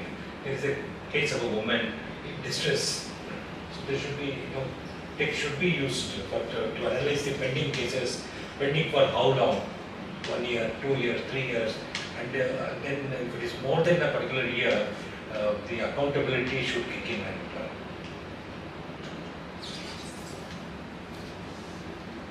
That's what we have to see, that the accountability of the different stakeholders is very important. That's what missing in the chain, because although we have time-bound nature in some of the laws, but it is only on paper, not much in the execution. So these things when we are going, thank you so much for all the panelists for giving their opinions. Now the floor is open for questions for about 15 minutes. Those who want to ask the questions, let's go ahead. Just wait. There's one here, there's one there. Yeah, one there also. Okay. You think While addressing this problem, maintenance law, domestic violence, You introduce yourself. I am Kala Devraj, a retired banker, and I am associated with Keerthi in some social activities. So we are addressing Dr. Amar Pandey. He told the state is the responsible for all this. That is the macro of this.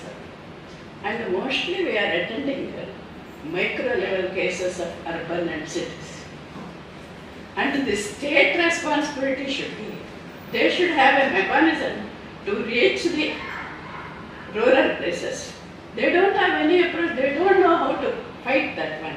And our country is such a big, this one, so much 140 crore people. We have to devise a mechanism to each and every place, not only urban and city. And they don't know anything, rural people, whether we can fight. There are more domestic violences, and those women were not treated as human beings. Even they are so much, this one, inhuman harassment, what they are facing, it is not this one. So SARS, Dr. Amar Pandey's suggestion of the session is they have to implement that state responsibility should come into practical this one, and it should reach to all the places, not only urban and city. Now we are able to reach Suppose one point I am telling. Our Dr. Keerthi is somebody in Vijayawada. She went to police station and he could give a respectable answer. We are having so many cases. Suppose an ordinary woman goes to the police station, can't you adjust with your husband? Why you have come brought to this situation? He will insult. Police person will insult her and send her. This is the practical things what is happening. And another thing is, the state mechanism should give some some responsibility to panchayat level also. Panchayat level. And this 140 crore people simply, this theories will not help. This practical NGOs, how much we can do? And some good intention people, lawyers like you, they are, how many? It is not possible, and you only told, and that law of fraternity, what is happening. So this we have to start some pressure groups all over the country. All over the country, especially in the north villages and all, so many atrocities are happening. It is not coming to light. This state, under state responsibility, they have to devise a very, very serious mechanism to reach people. Can I just add a linked question? Yeah. You can use. In your experience in the NGO field, have you found that ASHA workers become sort of quasi-legal entities? Yes. Do they participate? Because they're already doing a lot of work. Because when I went to work with ASHA workers in Rajasthan, they were the one-point government for all the women, including, because sexual harassment they are working quite a bit, and so they are loaded with nutrition and child. We are doing very well in reaching rural area and nutrition and child. If that kind of another type of an ASHA worker is there, I mean, or they're given more resources, they become the one point. So in your experience, does that work? Or do the ASHA workers have a legal position to go to the police on behalf of, for example, for maintenance? For sexual harassment, yes, but for maintenance and things like that, have you found in your experience it works? Does the system work? Or is it again going to go into overburdening of the ASHA? Police is getting mentioned immediately, so I must defend. Yeah. So, see I'll keep it separate. First, just the police experience part, I'll say. It's very much, it's an individual issue where some police officers have neglected, but a vast majority of police officers at the police station level, they are equally sensitive and they take the case as it comes. And this is as a part of the state responsibility, we see that the state has already taken responsibility to a certain extent where domestic violence act cases, not the 125 CR cases, which goes to the magistrate. The domestic violence act case is attached the highest priority. The DPA cases, it is immediately taken. And no doubt that police officers, being part of the society, do come across cases where they feel like expressing their views and advice, telling that family issue, whatever they mention. They do try to first bring them to a level where they can come together and understand each other better and not to fight. In this regard,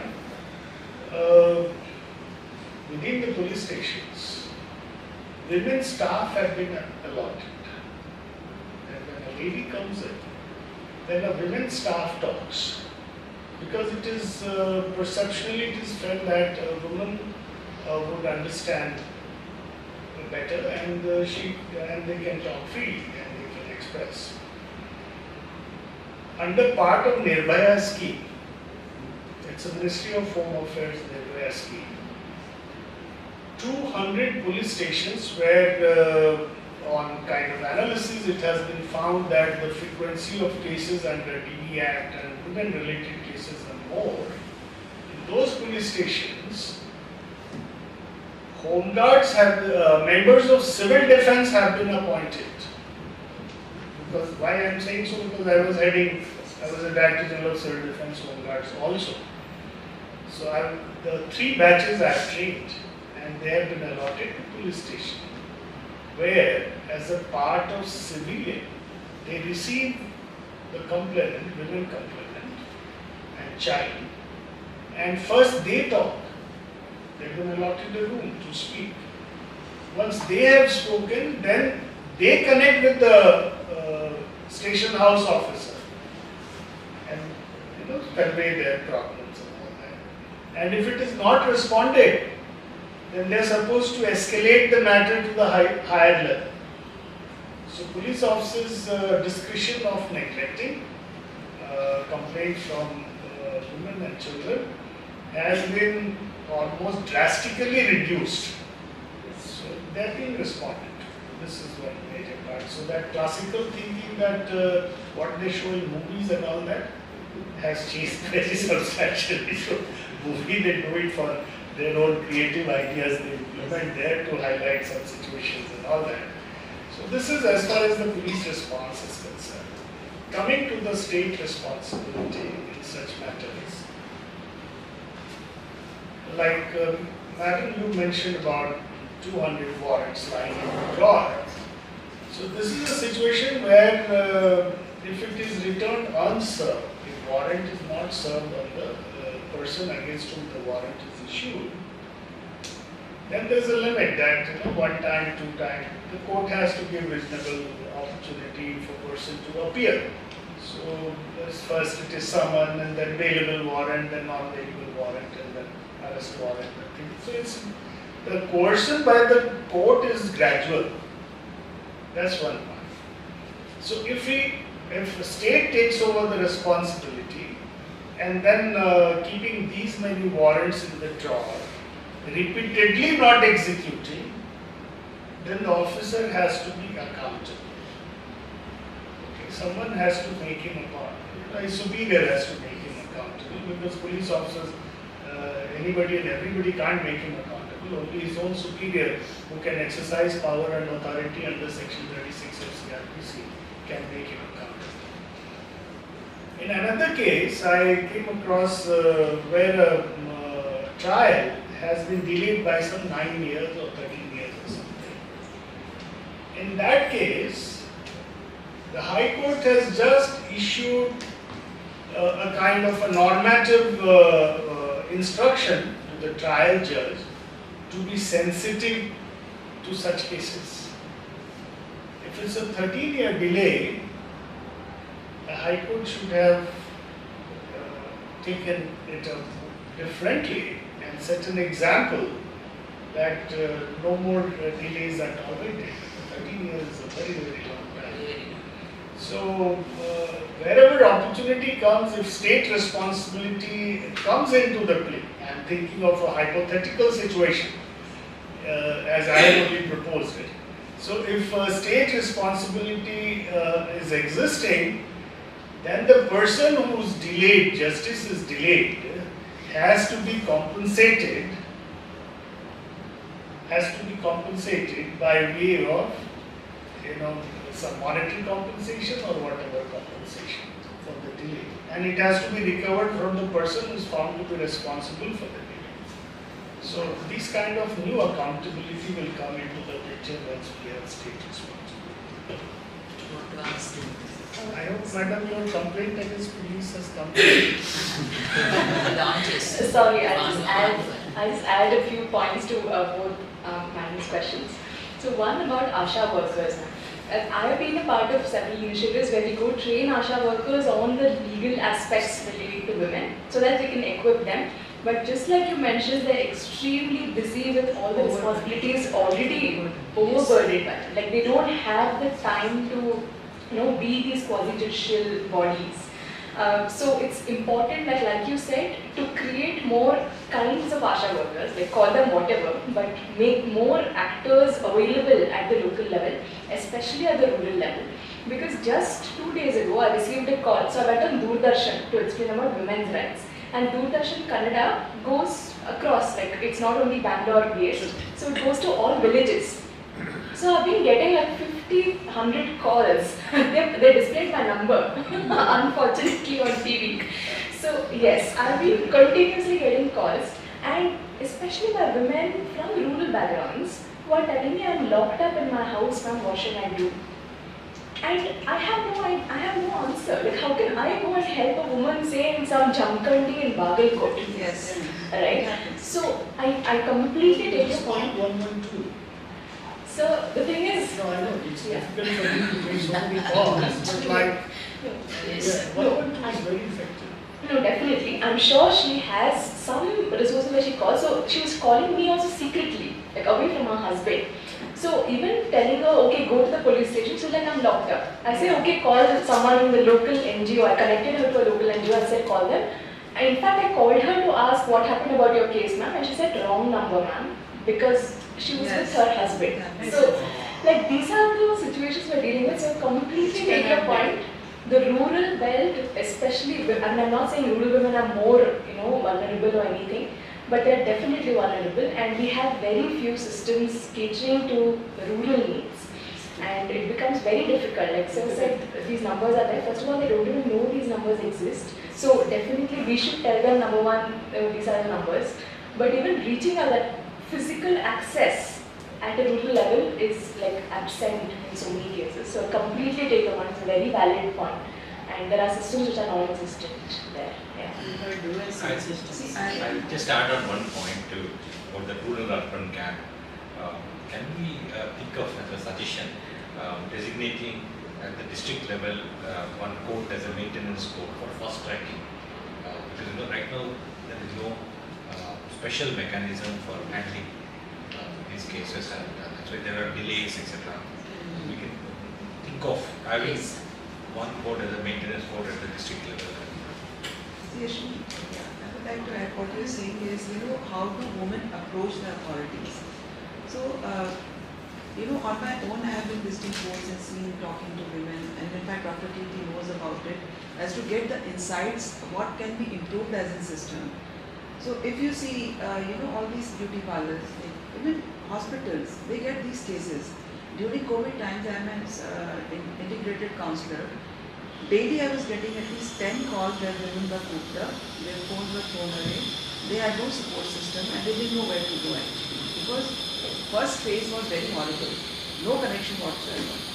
So in fact I keep writing letters to authorities as to what can be the general system where women can come and complain. Maybe we can display a sticker with all the numbers. Milk distribution system like in Delhi, the mother dairies there, they have these things. Maybe beauty parlors, maybe kirana shops where guidelines from WCB can come. They will display just a sticker with the numbers, health numbers. Temples, if you go there, most of the women you will see sometimes they are crying there because their families allow them to come to temples, but they are not allowed to go to their parents. Maybe we can take them into account, but I don't know how it will happen, whether these people will allow. Churches, similarly, all religious places, but they are so cooped up and they are so silenced, they don't even utter they are undergoing to. Women in our country are most unsafe in their own homes than on streets. Especially you talk about rural, we talk about Anganwadis, even middle class women where there is a shame of talking about their husband's beat up. That is very bad.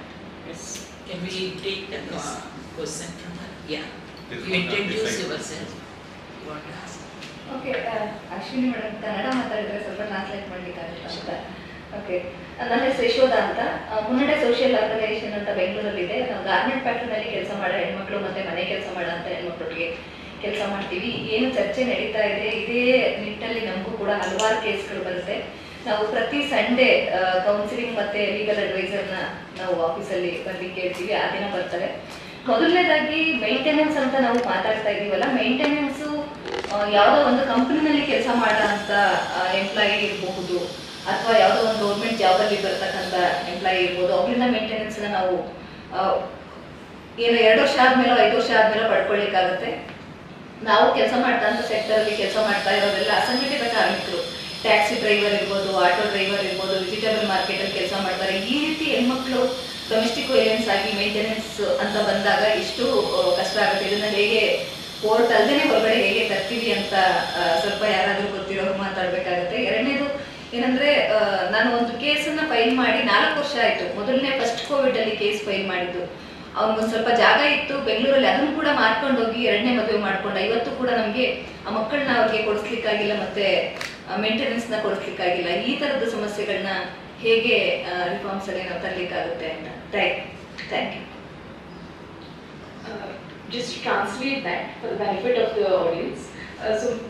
Ma'am said she works with Mandali. It's an organization that deals with issues of government workers, and they get several cases for maintenance and on abuse on a daily basis. One of the issues she has that she wants help with from the audience here is how to mediate cases where it relates to cases of unorganized workers married to auto drivers, taxi drivers, and you can't go and ask them for maintenance. So how do you deal with those cases outside court is the first question ma'am asked. Secondly, there are several cases that they deal with which have bigamy, where the husband has married someone else and gone away, and there are problems with respect to custody of children. So how can we help in those cases? Just to translate that. Can you tell her can you respond for it? Sure. I mean, anyone else has something else, I'm happy to. Any questions? Yes. Yeah. I have. Adding to Take the the mic.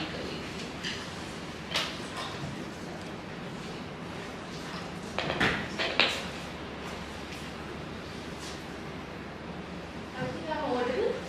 Yes. So myself, Keerthi, thank you so much for giving me this opportunity first, and I'm very much agree with the opinion of Advocate Ashwini, and I can see the loopholes that she has mentioned regarding maintenance, and I was also closely working with the District Legal Service Authority. Adding to that, and before, like as ma'am has mentioned about putting the posters, I think that will not maybe only helping the survivors, putting the posters and then making them aware about all these numbers or the telephone numbers or whatever authorities, and also someone has to look at the authorities whether they are working on an actual level or not. That is also very much important. Now coming to Dr. Ashwini, adding to the loopholes that you have already mentioned, coming to maintenance, wherein if we see the gentleman side, and whenever it comes to maintenance per se, then at that moment, on a very practical level, they always show that I don't have any property or I don't have any job to give the maintenance, if we see on a very practical level in the cases. So on that ground, first thing will be that, and then the quality of legal aid lawyers or the panel lawyers. If we see from my own experience, I have seen firstly they are not gonna listen to you. Whatever clients will be coming, they will be asking them to come some other time, or asking them to get the Xerox or that document or something else. Then on the third point, they will be, and after getting all of that, they will be asking, okay, we will be taking your cases or even fighting your cases in a more good way if that case will be coming under my own practice and not within the DLSS schemes. So that they can earn money for that matter, and wherein the whole point becomes so lame, and that doesn't make sense at all. And coming to the solutions now, so we all know what are the problems, and this I can recommend, or this I can just propose. So Dr. Ashwini, maybe from you, as you have already seen all those challenges, when we are saying the legal aid lawyers or the panel lawyers, when we are choosing these people, the committee, those are taking interviews or there is some competitive exam for that. When, personally speaking, I have seen many lawyers in the district of Sonipat specifically, and in Gurugram as well, for that matter, on the panel. They are not very much quality of lawyers, I should say that. They are not that great in drafting or not that great in arguments, and even they are not aware of many of the schemes, and asking the law students to prepare some drafts for them when we are doing some internships with them, when we are doing some fellow programs with them. So for that matter, do you think like we can recommend to the government to do something on that perspective? Second thing, maybe we are not getting good people because because the government is not providing the enough fee, as you have already mentioned. So can we propose to like high range the fee for the panel aid lawyers so that we can get a quality people, and because our future is in their hands and we really need legal aid to be a successful. Thank you. Firstly, I'll try to address Madam's question. So, ma'am, one thing that I have seen works effectively in such cases is there's a center called Parihar, which is, like sir was saying, associated with the police station, but not run by the police. So it's a set of counsellors. Oh, sorry. Okay, sir is saying it was started by him. Okay, that's a great thing to start, sir. Thank you. So I personally approach Parihar centers, and they can be of some use because they have counsellors who are trained, and they're in the campuses of police stations. So there's some sort of fear that is in the parties to settle sort of. So I think when it comes to unorganized workers, I would recommend some of them to go sit in that center, get counsel, and then maybe look up their try to solve their problem. So that's one thing I can think of.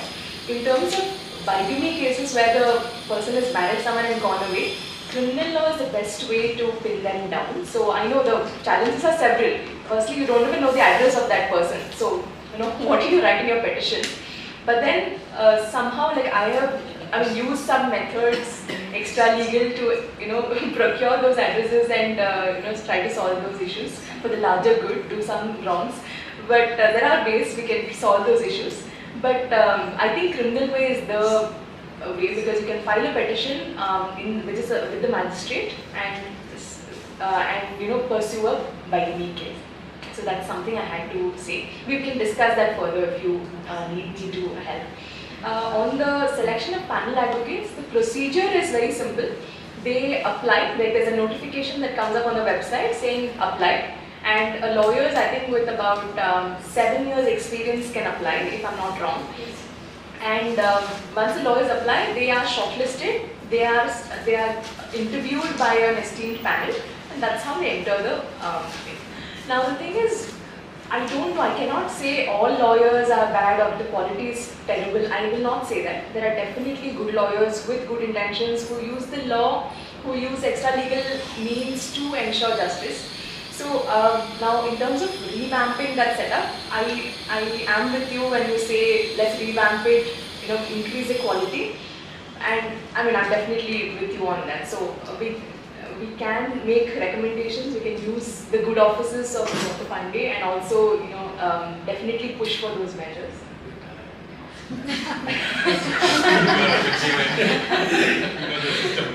Yeah, that's on the first one. And secondly, on increasing the fee.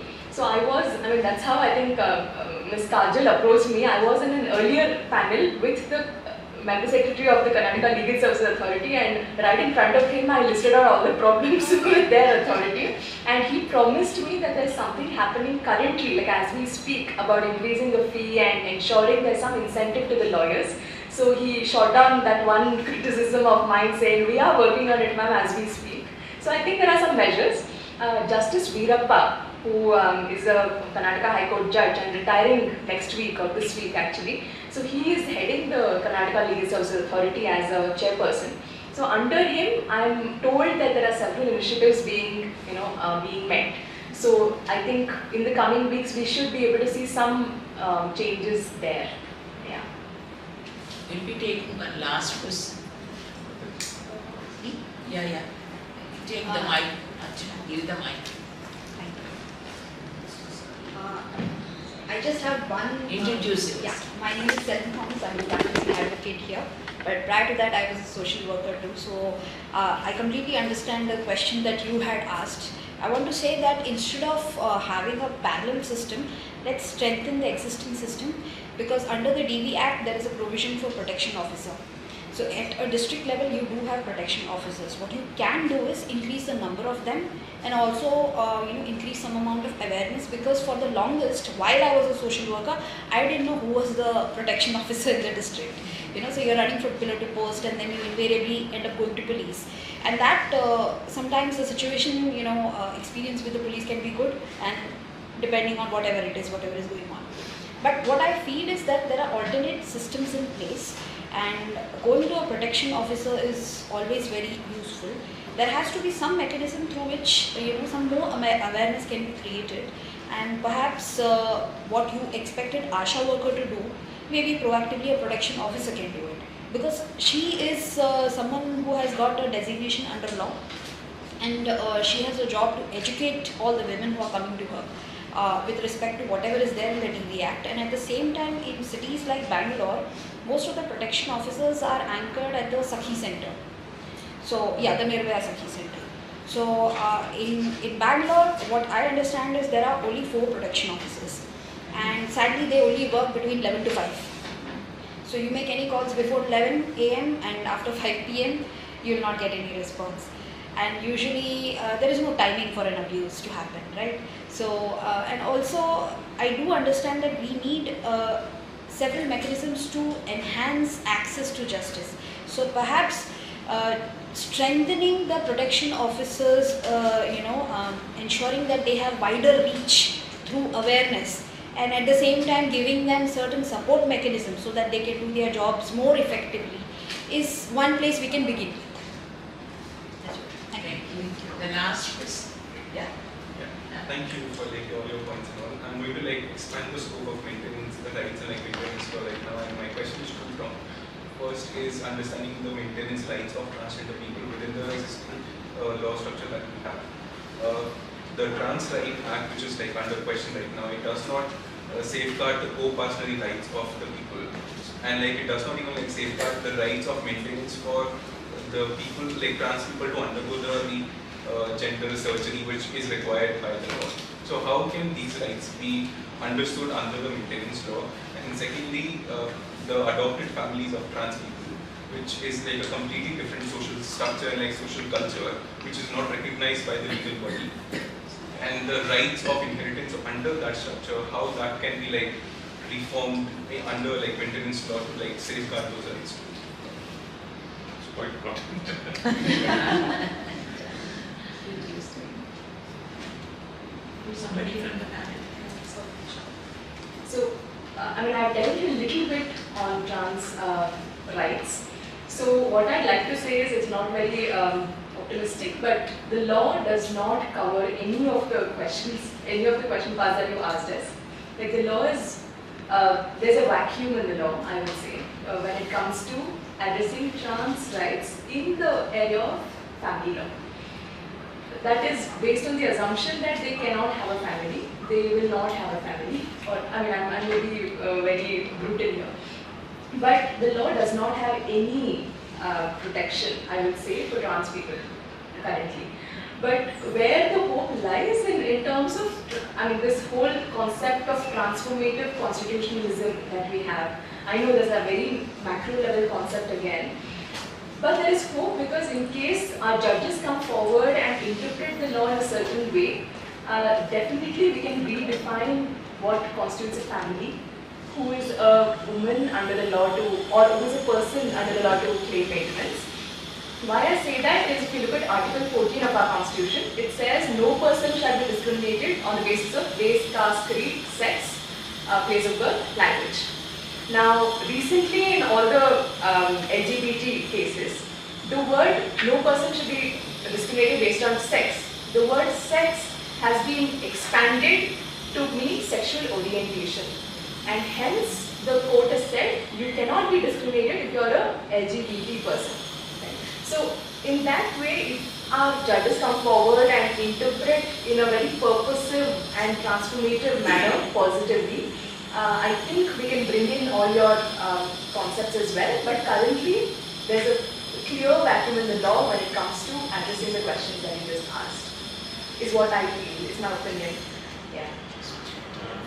When you are thinking about reformation of maintenance laws, can also look at the alternative family structures, particularly living couples, etc. Yes. And then what happens when there is a issue of within the living couples or living relationship? Yes. We have proposed to Government of India when we gave it living relationships also. Because as the days are changing, in the policy how it should be when the government asked us, we included those things also. Because the current trends we have to take into consideration and we should go ahead.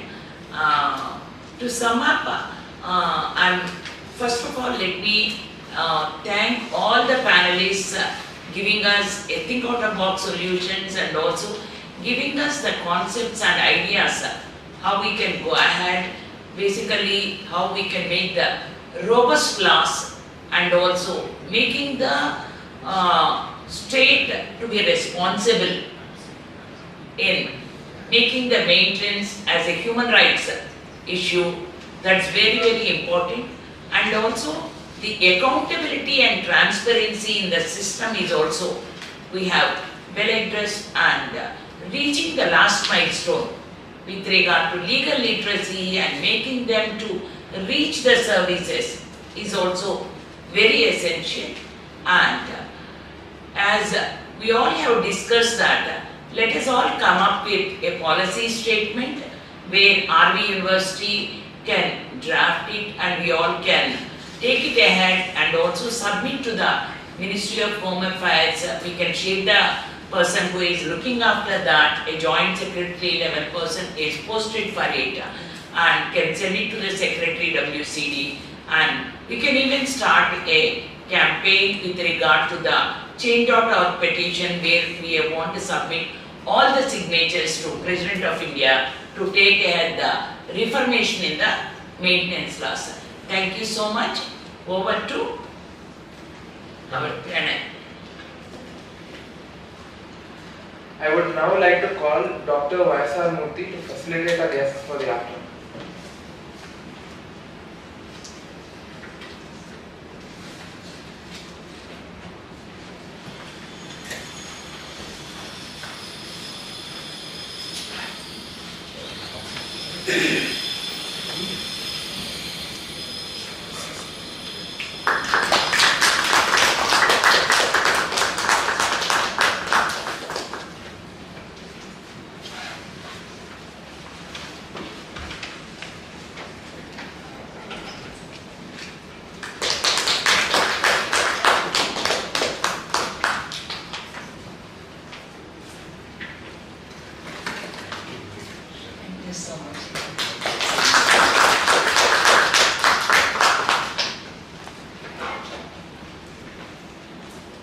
Thank you so much for all the panelists. Just I forgot to tell one thing as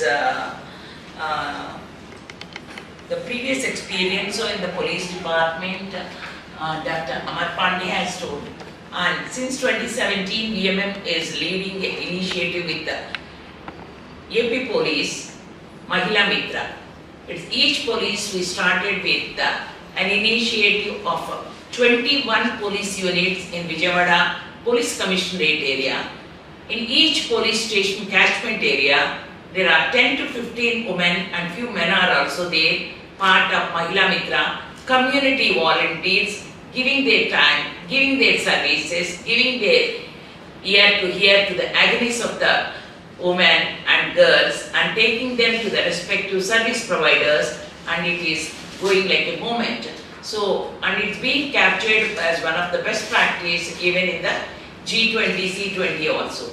And it's being scaled up in Andhra Pradesh in 2019 to 1258 police stations, 1258 police stations, up from 21. So, we want to do such things even in Karnataka also, because the way the community engagement and community-led actions are an alternative systems for criminal justice system which has to be taken up by the communities, and we request all the panelists to take ahead those initiatives, and we will approach you shortly how we can do it also. Thank you so much.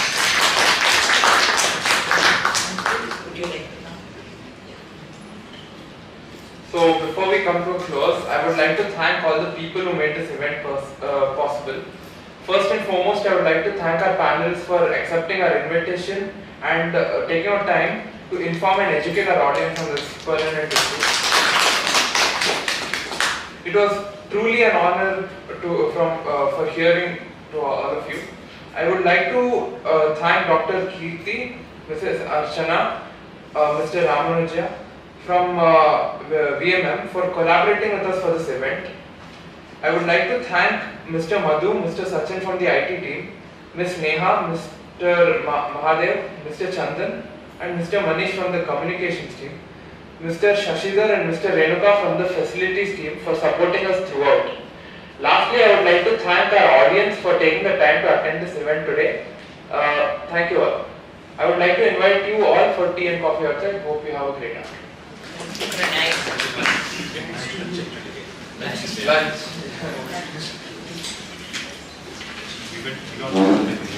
Yes.